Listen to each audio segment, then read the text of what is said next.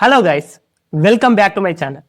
In the last video, we discussed about IP address protocol. What we have covered? We have covered what is IP and how it works in the real time. And also, towards the end of that video, we discussed about IP classes. And also we understand how they help in organizing the networks. If you haven't watched my video yet, I highly recommend watch the video first. The reason is this video is going to be extension of the topic.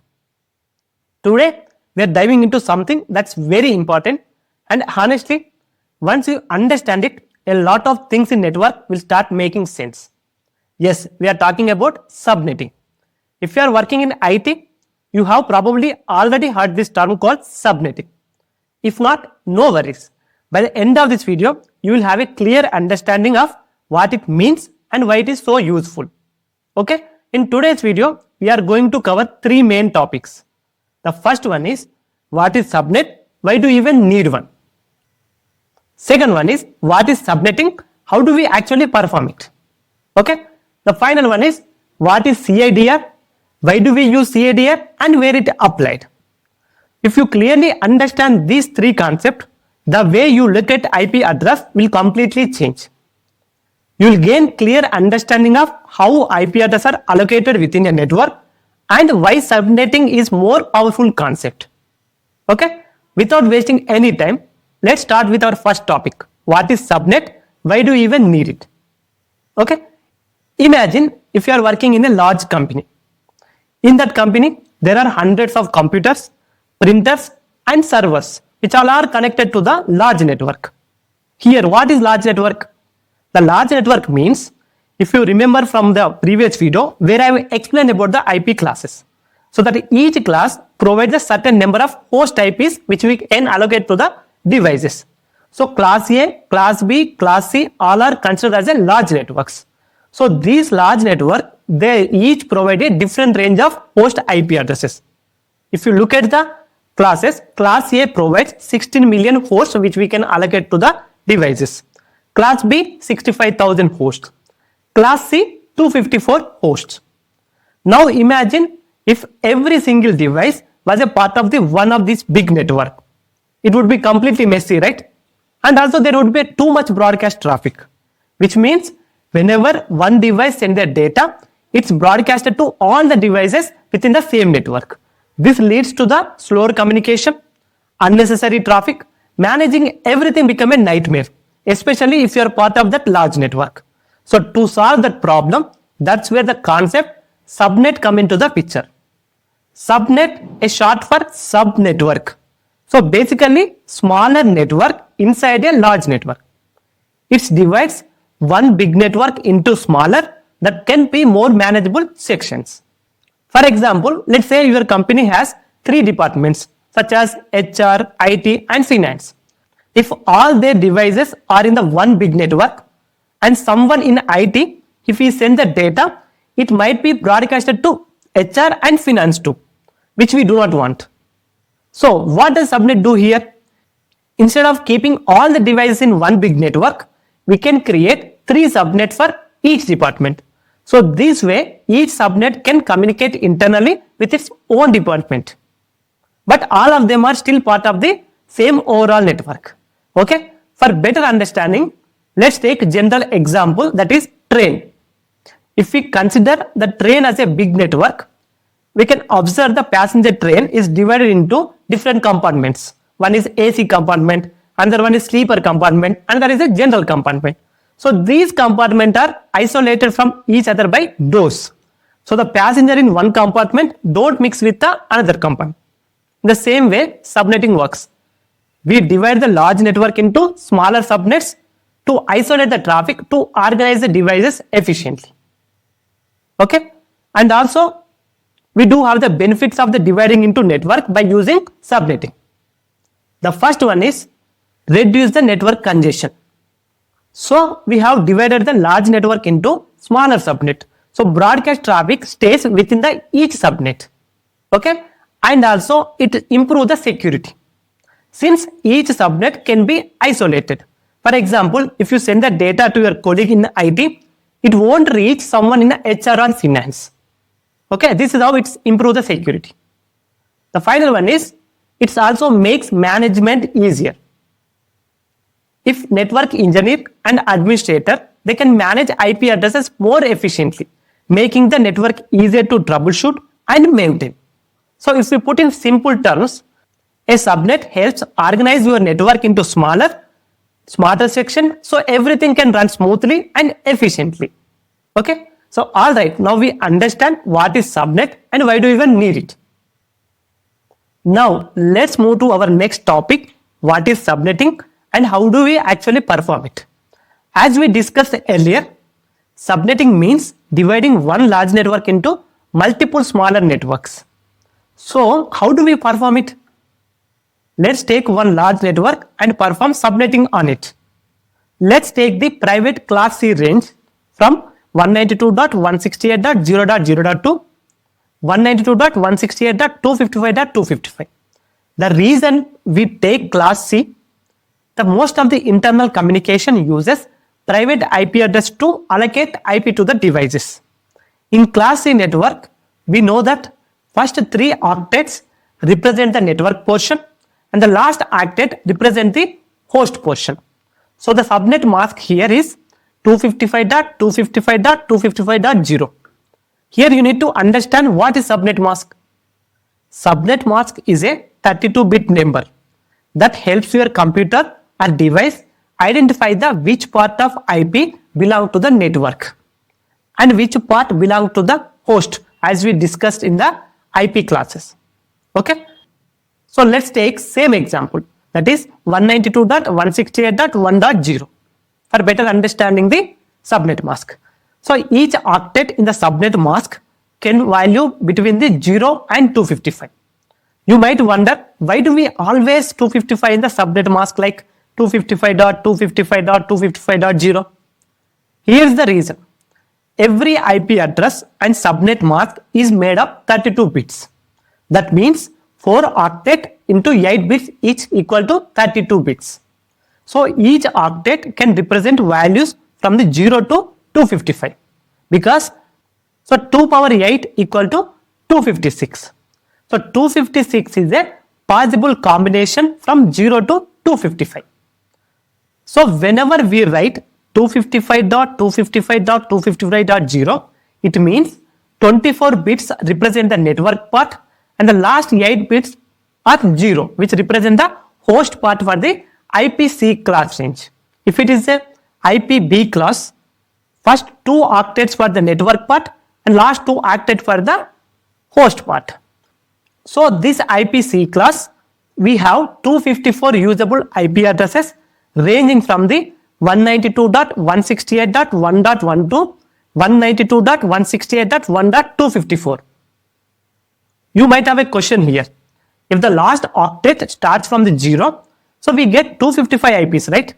And the range starts from the 192.168.1.1 to 192.168.1.254. So where are 192.168.1.0 and 192.168.1.255? So to answer your query, the first address is 192.168.1.0 is a reserved for the network address, which identify the entire networks. So the router uses this address to identify the network as a whole, not an individual device. Okay, and the last address is 192.168.1.255 is reserved for the broadcast address. So this address used when you want to send a message to all the devices connected to the same network. So if every device send the data to the broadcast address, every device in the subnet can receive it. Since these two addresses are reserved, so we should subtract from the total 256 addresses. So 256 minus 2 equal to 254 usable IP address we do get. So which can be assigned to the computers, printers, servers or other devices. Okay. So we understand how do we get the host for each class and what is subnet mask. But now you need to understand how do we actually perform subnetting. As we discussed, each IP class provides a certain number of hosts, right? So how do we divide this host within the same network? So to understand, let's take the same example, that is private IP C class. Okay, we will use the same class C network, that is 192.168.1.0. Okay, as we discussed earlier, it provides the 254 usable IP addresses, right? Yes. Now imagine if your company has 3 departments such as HR, IT and finance. So we want to isolate these departments and build a logical walls between the separate communication within their departments. And also this is also improves the security as we discussed in the benefits of the subnetting. So now the question is, how do we divide the large network using subnetting? Okay, so let's dive our class C network, that is 192.168.1.0/24 into 3 small subnet, one for HR, one for IT and one for finance. Hold on. So first let's understand what is /24 means here. The 24 represents the number of bits used for the network portion of the IP address. So since this IP address belongs to the class C, we know that first 3 octets 24 bits used for the network and the last octet 8 bits used for the host. So whenever we write /24, it means 24 bits for the network and last 8 bits for the hosts. That's why we call it as a /24. So now we have 24 usable IP address as we discussed earlier. Now let's see how we can create the subnet from this.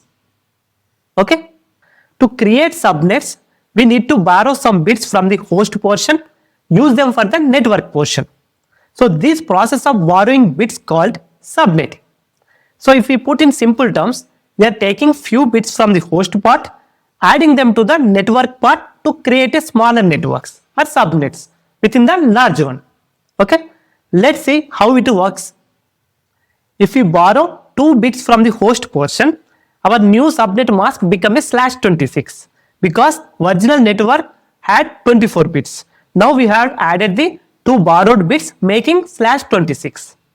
So when we say /26 means 26 bits for the network. We do have only 6 bits for the left for the host.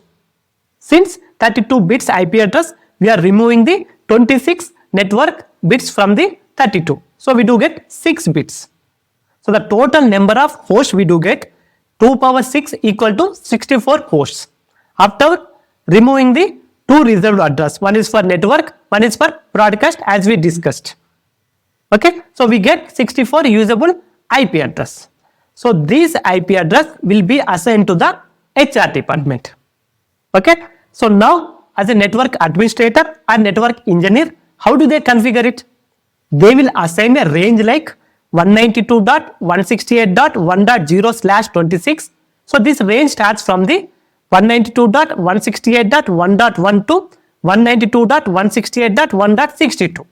So as we discussed earlier, here the network address is 192.168.1.0, which we cannot assign to any device, and also the broadcast address is 192.168.1.63. Okay, so now we have assigned the subnet to the HR department. Next, we need to assign IP range to the IT department. So this new range will start right after where the HR subnet ended. Since the broadcast ended for the HR subnet was 192.168.1.63. So the next available network starts from the 192.168.1.64/26. So this range covers 192.168.1.65 to 192.168.1.126. Here the network address is 192.168.1.64 to broadcast address is 192.168.1.127. So these IPs have been assigned to the IT department. Finally, we will assign to range the finance department. So the next available subnet starts from 192.168.1.128/26. So this range goes from 192.168.1.129 to 192.168.1.190. So the network address here is 192.168.1.128 and the broadcast address is 192.168.1.191. So after assigning subnet to HR, IT and finance, so we still have one more subnet left. You might have a question here, why do we still have one more subnet left? Because in Class C network, we have the 254 usable IP address, right, as we discussed. So we used 64 IPs each for HR, IT and finance. So that's 64 plus 64 plus 64 equal to 192 addresses. So the remaining addresses 192.254 from the fourth subnet, which can be reserved future expansion or other departments. So this range for the subnet is 192.168.1.193 to 192.168.1.254. Here the network address is 192.168.1.192 and the broadcast address is 192.168.1.255. So finally, we have allocated all the IP address to the different departments such as HR, IT and finance. Okay. So once we divide it into subnets, what benefits we do get? As we discussed earlier, traffic is now isolated between the different departments. Okay. If you send a traffic particular department, it only goes to the department and does not broadcast to the others. And also security is improved. So the data from one department does not go to the another department. And also network management become easier to troubleshooting, monitoring much simpler. So this is all about the how subnetting happens. Now let's move to the final topic, that is CIDR. CIDR stands for Classless Inter-Domain Routing. So before CIDR, organization had to take whole class A, B or C network to assign IP address to the devices. For example, if any organization needed a few hundred IPs, they might have taken a class B network with tens of thousands of IPs. So this caused a lot of wasted IP address because most of them were unused. On top of that, routers had to store each network separately in their routing table, which made routing inefficient as the internet grew. So this is exactly why CIDR was introduced. So it allowed flexible allocations of IP address using slash notation such as /24, /26, /28, /30, etc. But before CIDR, we wrote IP address with subnet mask like 192.168.1.0 is the IP address. Subnet mask here 255.255.255.0. But after the CIDR, we write them as a 192.168.1.0/24.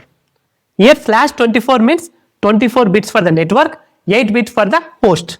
If it is /26, 26 bits for the network, 6 bits for the host. So we do get 64 addresses and we can use 62 IP addresses. As we discussed, 2 addresses for the reserved. One is for network, one is for broadcast. Okay. So /28, 28 bits for the network, 4 bits for the host. So 16 addresses, we can use 14 usable. Okay. You may have a question here.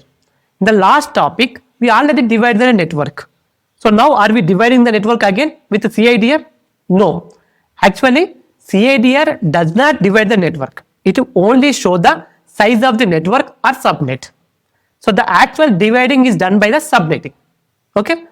For better understanding, let's take a simple example. Imagine you order a cake. Once you receive it, you start cutting the cake into slices. Cutting the cake into slices, which means dividing the network, this is called subnetting. So labeling each slice with its size, which means showing the size of the CIDR. This is CIDR like /24, /26, etc. So if we put in simple terms, subnetting means dividing the network into smaller networks and allocating IP address. CIDR means notation that shows the size of the each subnet. So if you remember in the last topic, we use /24, /23, etc. So those are the CIDR notation. But the actual allocations of the IPs to department is called subnetting. I hope this makes the difference between subnetting and CIDR clear. So that's all for today's video. In the next video, we'll dive into another exciting topic about networking protocol. Until then, take care and keep learning. Bye bye.